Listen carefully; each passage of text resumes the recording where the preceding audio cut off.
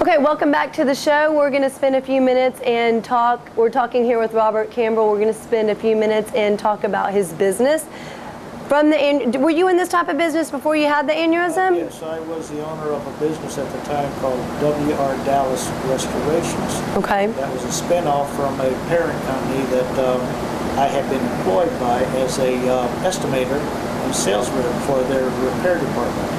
They were a manufacturing company for Texas-style ranch furniture, and it was a long-time San Antonio company.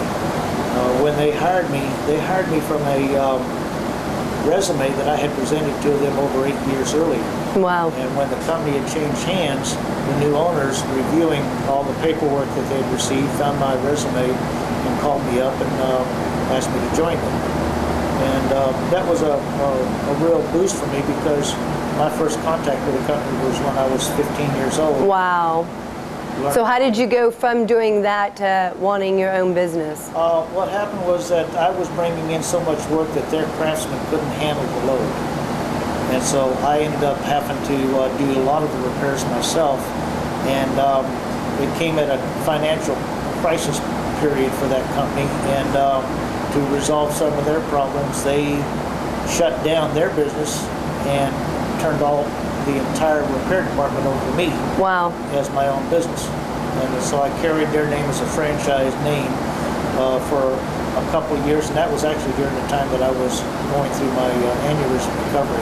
Right. And they sold again, their business did, and I decided to wean myself from their guidance and open my own company as Campbell Furniture, and opened up a new location, and I just started working, trying to do what I know how to do.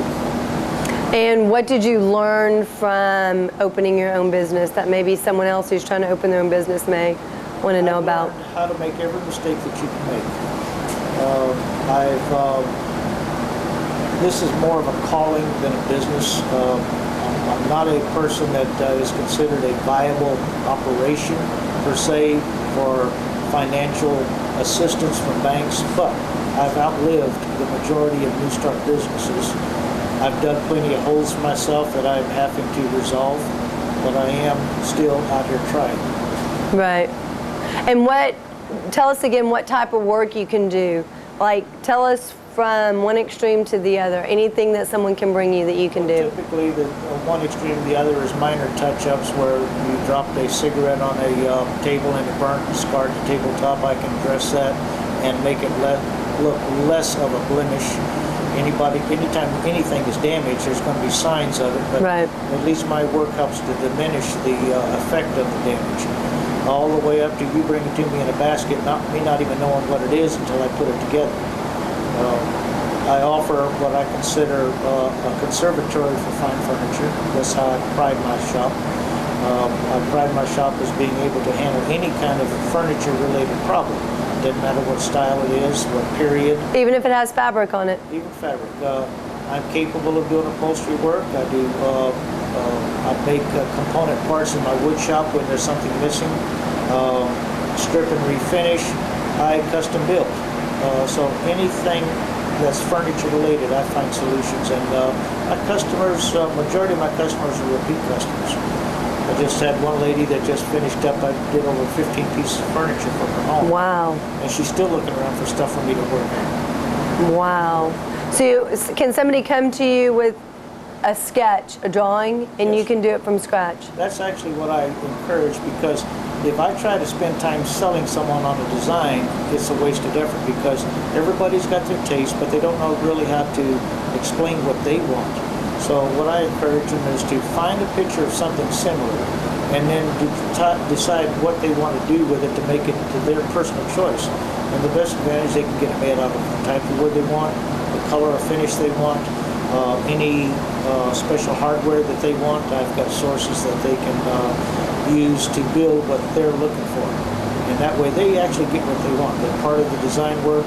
I've even had some come in and want to do their own embellishment, and some of them say they had a hand in it. That's funny. Robert, thank you for joining us today. Appreciate your time. Thank you for joining us today on Jessica. If you have any questions, you can email me at jessica@jessicarector.com, or go to my website at www.jessicarector.com. Also, Robert's information is going to be on my website. If you want to contact him directly, feel free to do that. There's also going to be a resource page that is new to the website, and it's going to have lists of information that we talked about today on the show. And just because you have a headache, don't think you're having a brain aneurysm. Don't automatically assume that. Go to the doctor, see a doctor, see what they say, and keep in mind, if you do have one and you survive like Robert did, 5% of the people do that. Thank your lucky stars. Thanks. We'll see you next time on Jessica. If you want my look, here's where to go.